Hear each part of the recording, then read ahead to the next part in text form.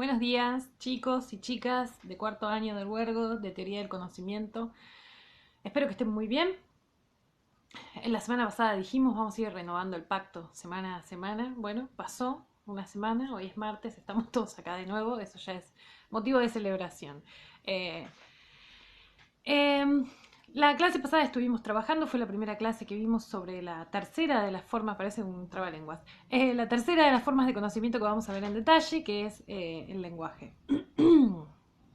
La, la idea de hoy es terminar, si todo sale bien, terminar con esta forma de conocimiento para pasar la próxima clase a la siguiente. Iba a decir cuál, pero así yo es como una especie de capítulo de una serie, los dejo en ascuas, así se ven conminados a mirar el próximo capítulo de nuestras clases.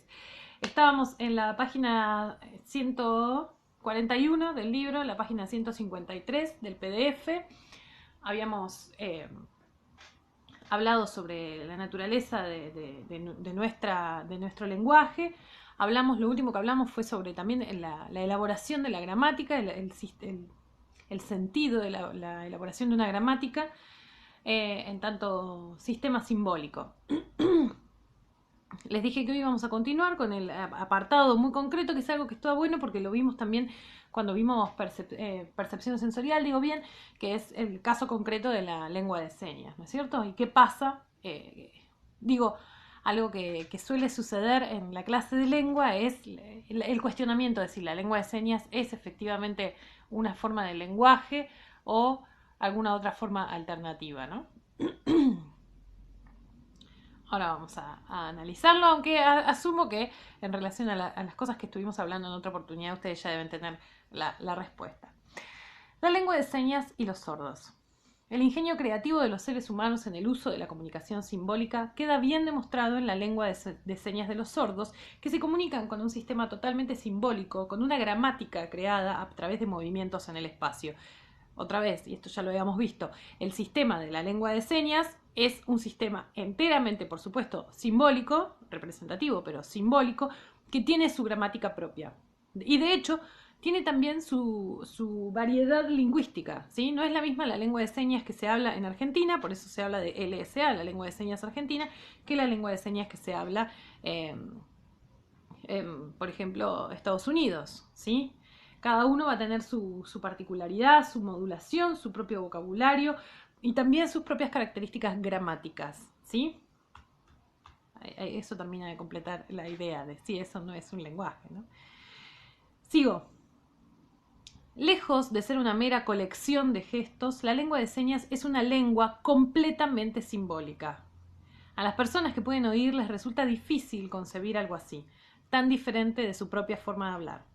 Oliver Sacks, mientras estudiaba para escribir el libro Veo una voz, viaje al mundo de los sordos, describe su reacción cuando visitó el Gallaudet College en la década de 1980. Oliver Sacks, además de ser un autor eh, era médico, era neurólogo, si mal no recuerdo. Y además de ser neurólogo, era un autor de ficción, ¿sí? Hizo numerosas investigaciones que tenían alrededor del fenómeno del lenguaje, ¿no?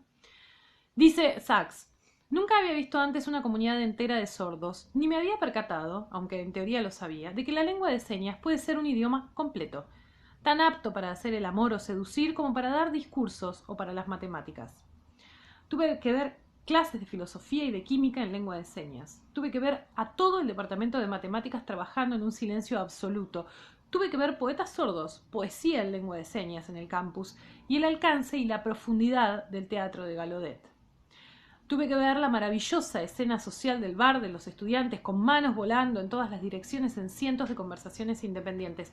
Tuve que ver todo eso por mí mismo para poder abandonar mi medicalización previa de la sordera, ¿no? Esta idea del sordo entendido como meramente un sujeto con discapacidad.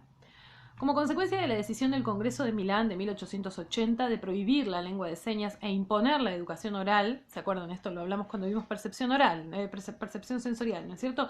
En determinado momento, una decisión médica, insisto otra vez, ¿no? Es una decisión que en su momento pareció pertinente desde el punto de vista científico, dijeron, vamos a prohibir la lengua de señas, que era como una especie de vicio comunicativo para los sordos, y para que se integren en el mundo de los hablantes, vamos a obligarlos a aprender algún tipo de forma de oralidad. Como vimos, los resultados de eso fueron nefastos, ¿se acuerdan? ¿No? Y en definitiva lo único que hizo fue condenar al ostracismo a un montón de gente que quedó sin la posibilidad de comunicarse, ¿no? De comunicarse por el único medio que realmente les era suficientemente eficaz, ¿no? Piénsenlo, si no, al revés, si nosotros tuviésemos exclusivamente que hablar comunicándonos a través, por ejemplo, de la lengua de señas sin conocer el sistema, teniendo otra posibilidad. Un drama, ¿no? Sigo. Los educadores privaron a los sordos de la lengua casi por completo durante la mayor parte de un siglo en Europa y América del Norte. Y acá también yo les contaba, ¿no? Una vez trabajaba en una escuela, creo que ya se los conté, pero bueno, el público se renueva, dicen. No, mentira, ustedes no se renuevan, son los mismos desde el principio de año. No, pero yo trabajaba en una escuela que tenía integración con chicos sordos y una vez hicimos una visita a la escuela de educación especial que quedaba ahí por Villa Devoto, que tenía muchísimos años de tradición, y ahí nos explicaban más o menos cómo había sido el proceso de justamente patologización y despatologización de la lengua de señas, ¿no? Y acá también estuvo prohibido durante mucho tiempo.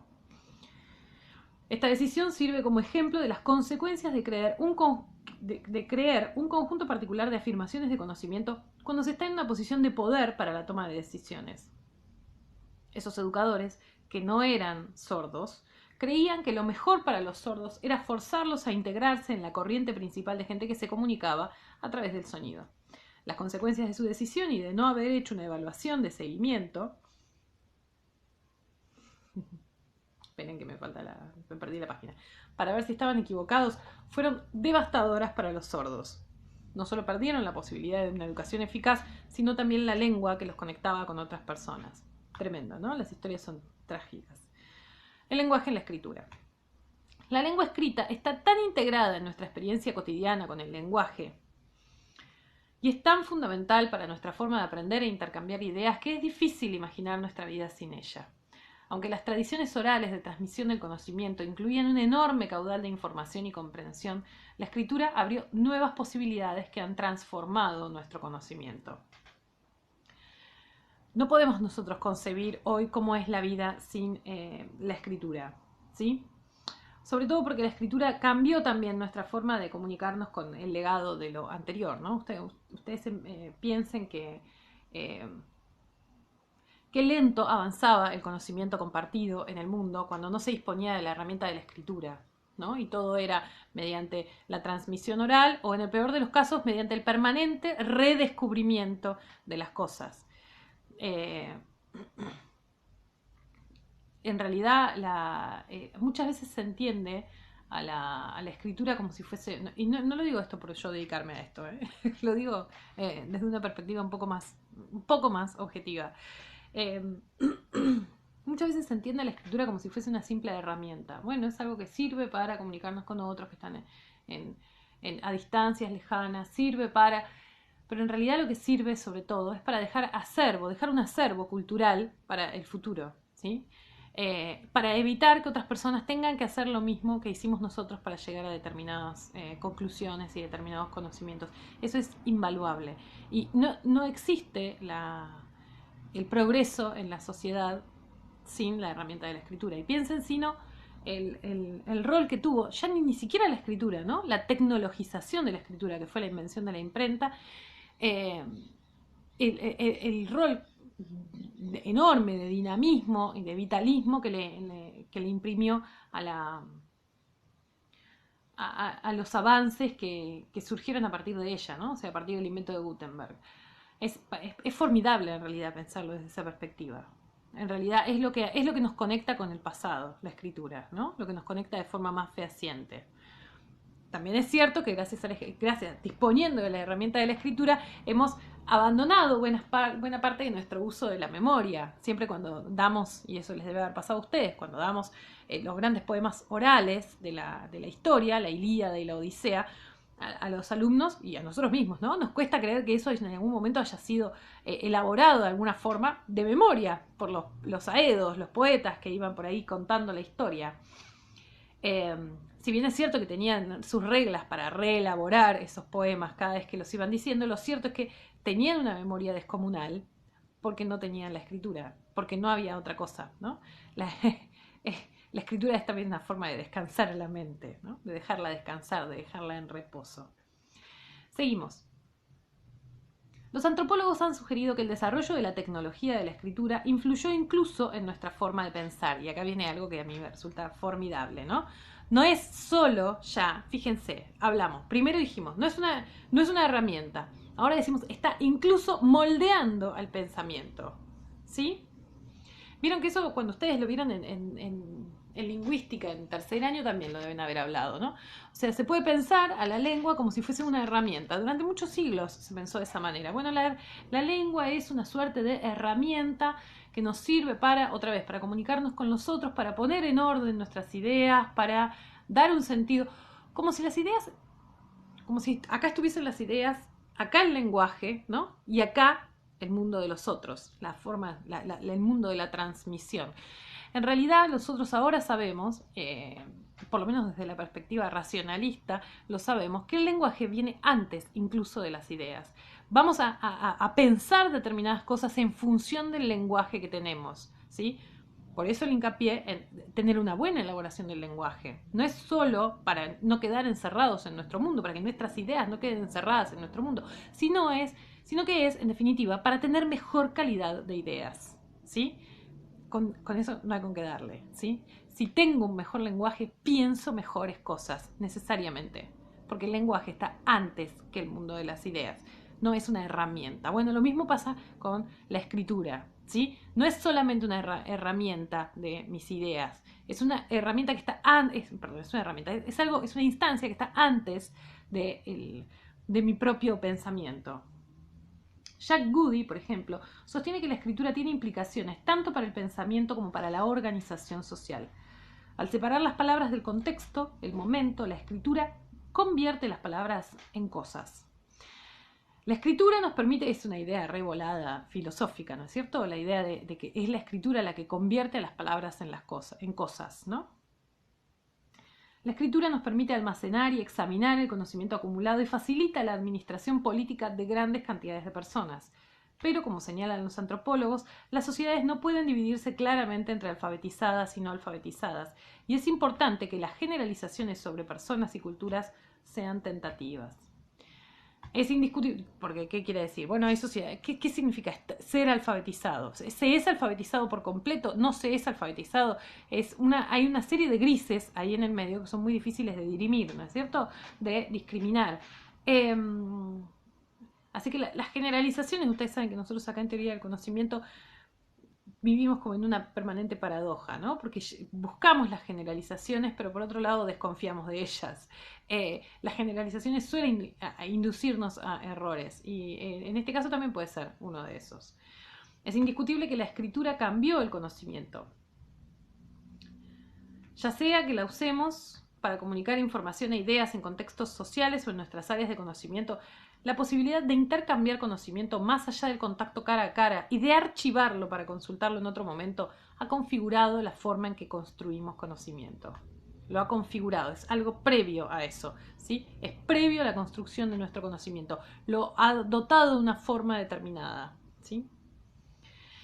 Los matices de sentido. Si realizaste las actividades de ambigüedades y matices de sentido, que no, es probable que hayas comenzado a apreciar, pero seguro lo van a haber apreciado igual, de forma renovada, cuánto sucede en torno a las palabras que usamos para comunicarnos.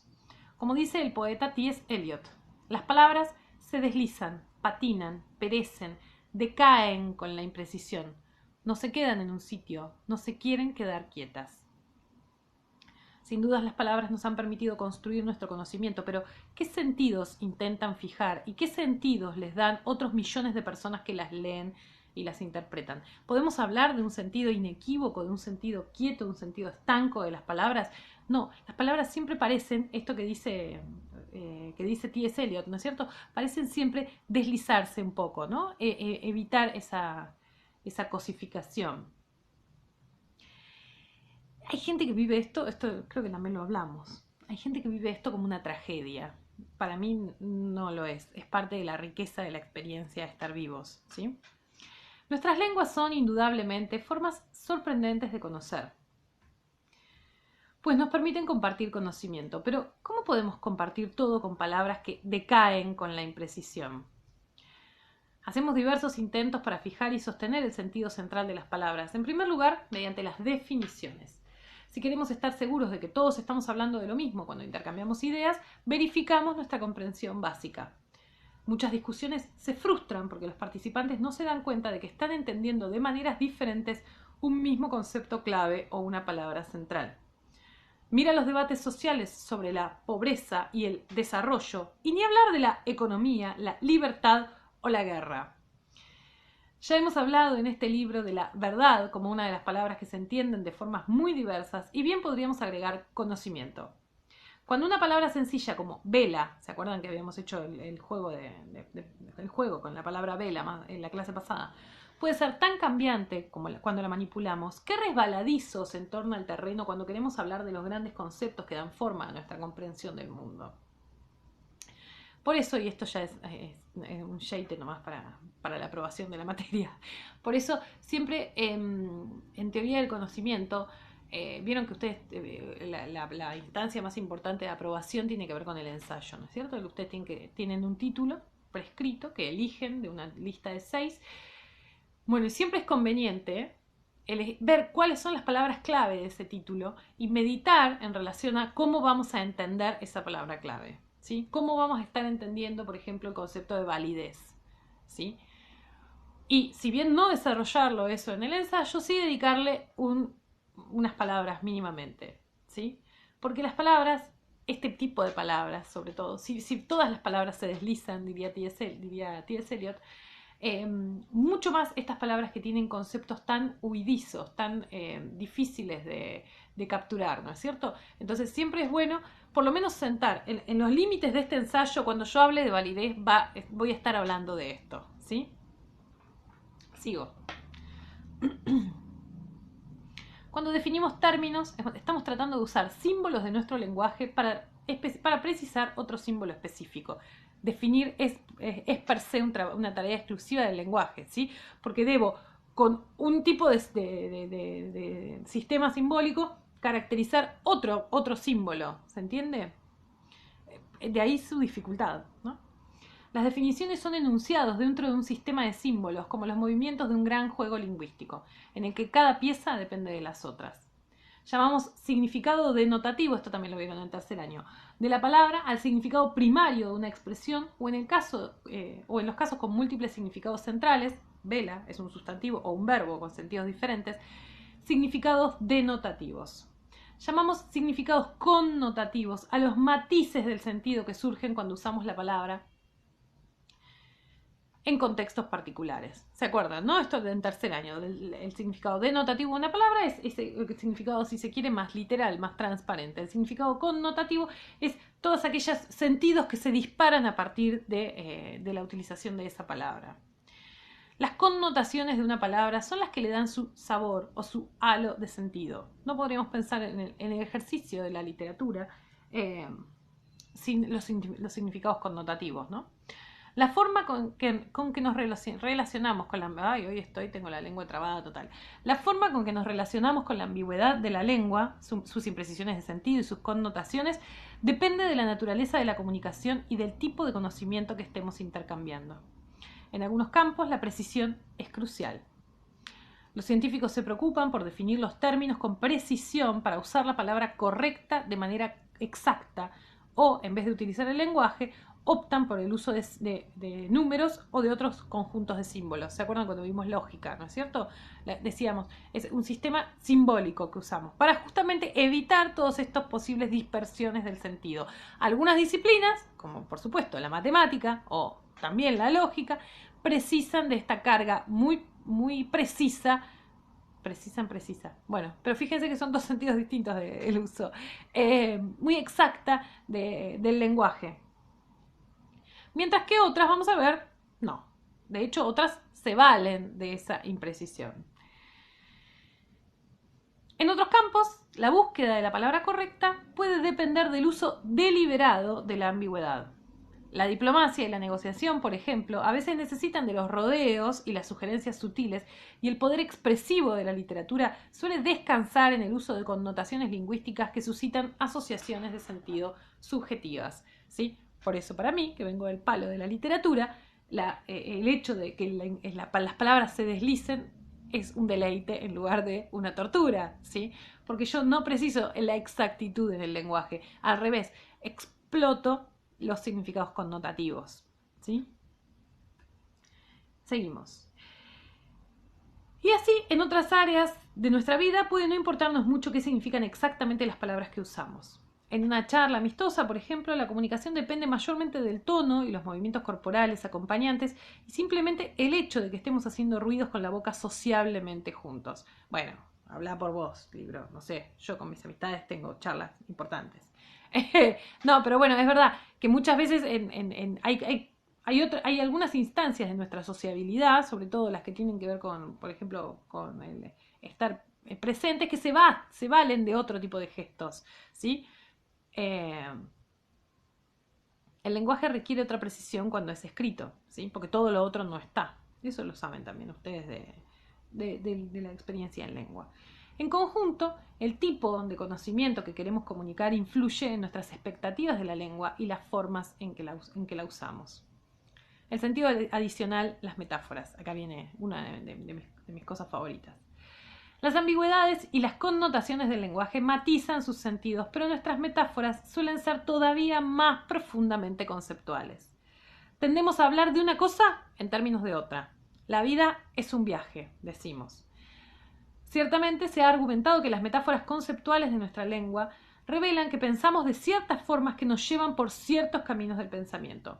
George Lakoff y Mark Johnson sostienen este argumento y sugieren que pensamos en términos de correspondencia entre una fuente, el dominio conceptual del que tomamos nuestras expresiones, y un objetivo, el dominio conceptual que estamos representando. De ahí nuestra tendencia casi fanática a usar metáforas para todas las cosas del mundo.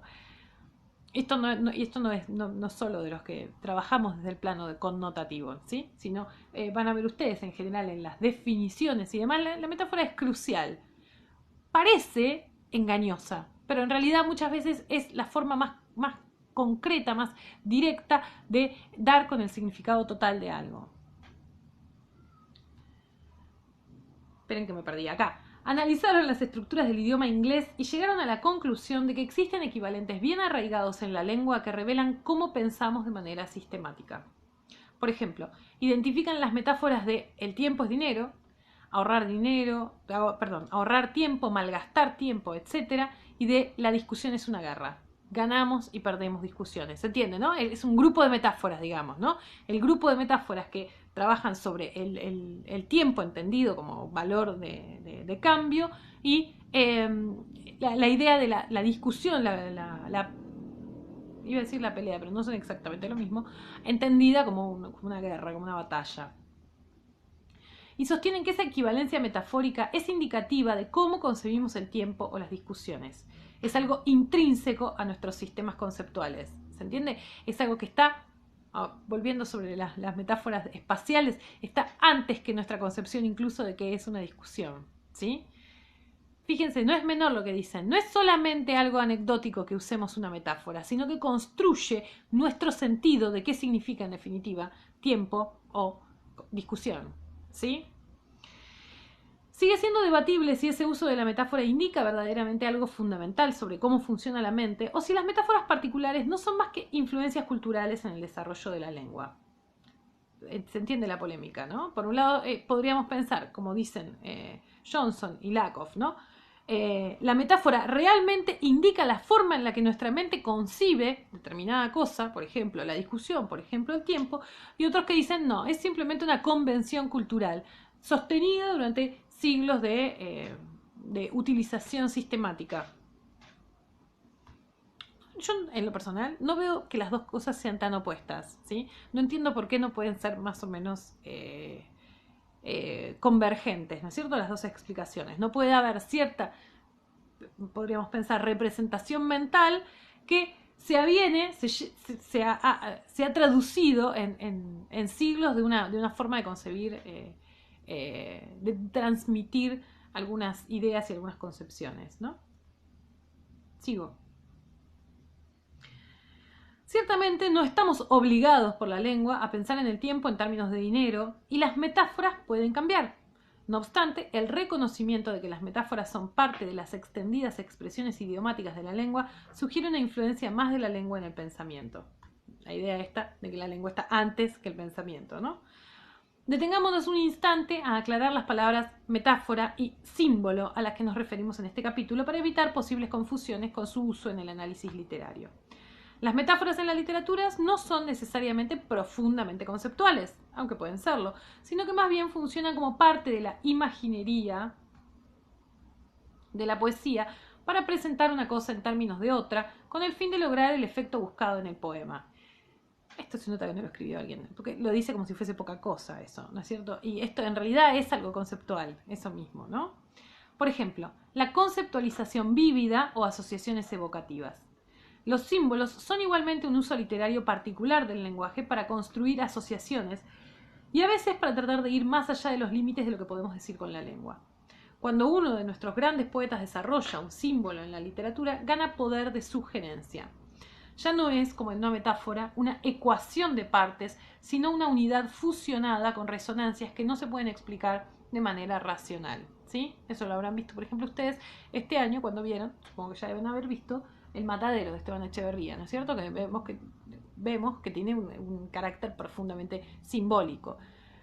¿Qué simboliza? Simboliza, por ejemplo, por supuesto, para Echeverría, la tiranía de Rosas. Bueno, era mucho más efectivo plantearlo en términos de símbolo que en términos literales, ¿no?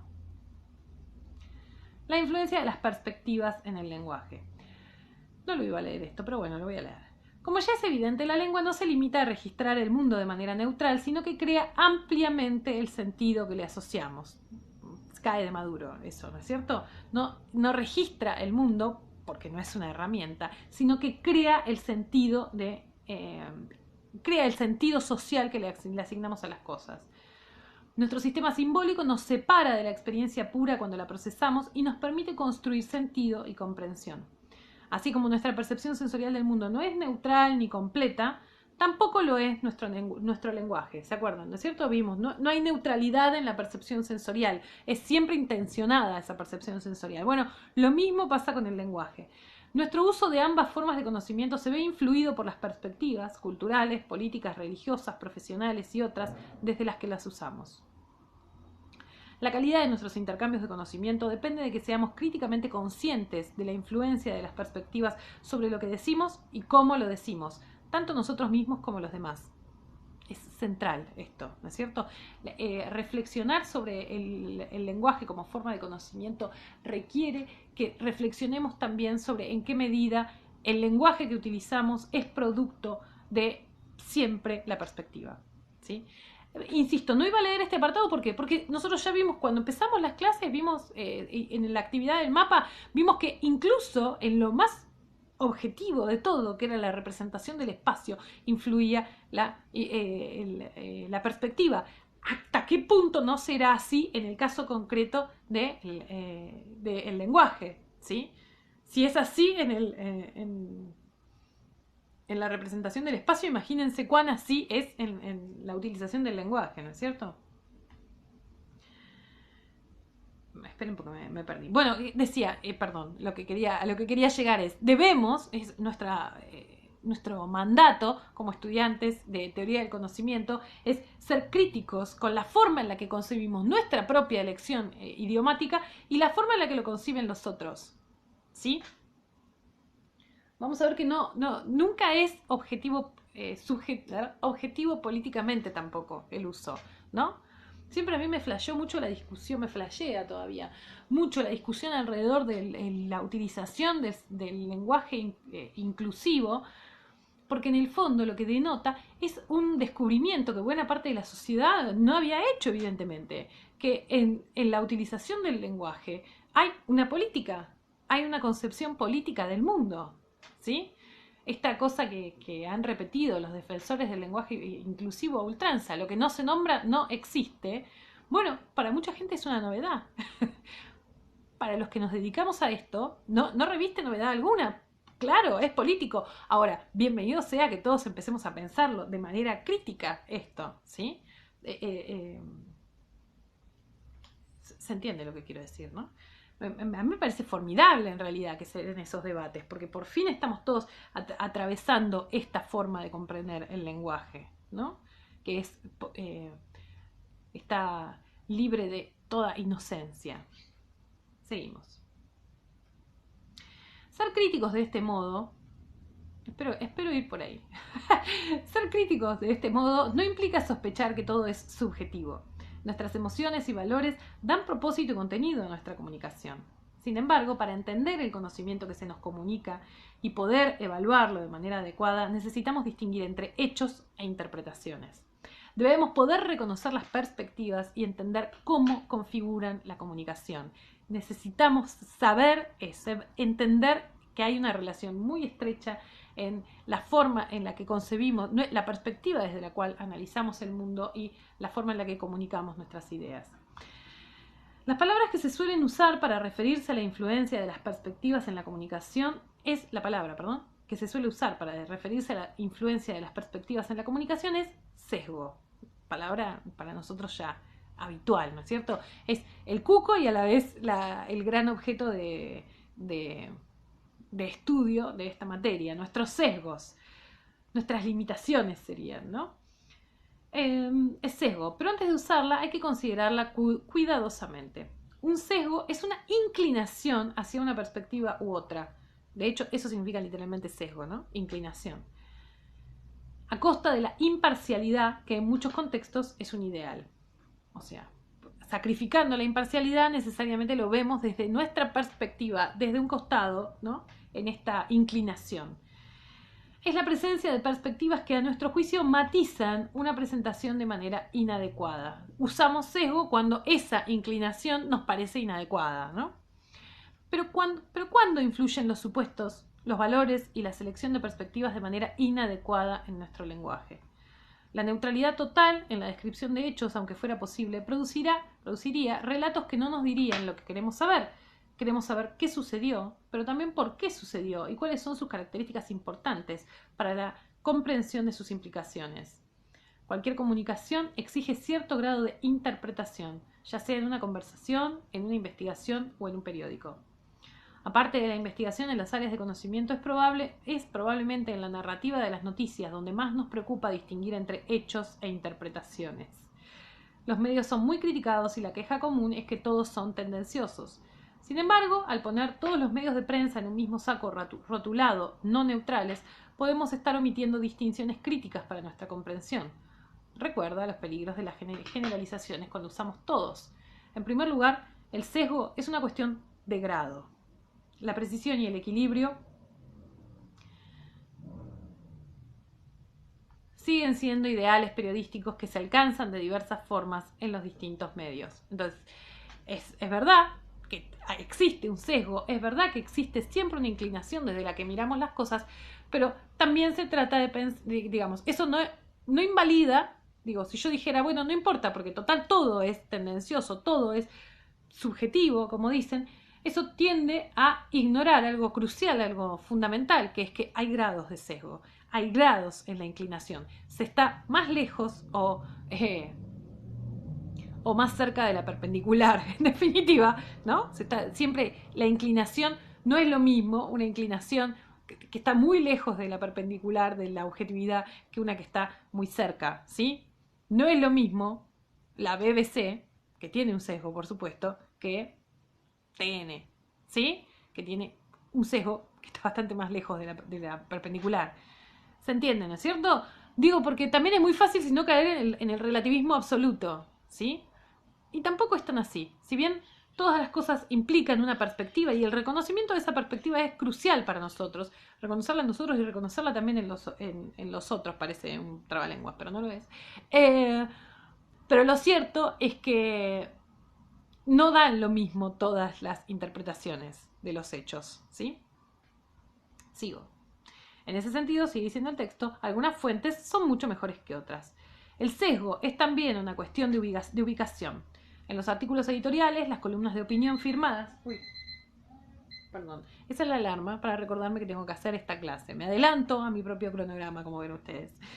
El sesgo es también una cuestión de ubicación. En los artículos editoriales, las columnas de opinión firmadas y los blogs esperamos una perspectiva que interprete los hechos y apreciamos los comentarios bien fundamentados.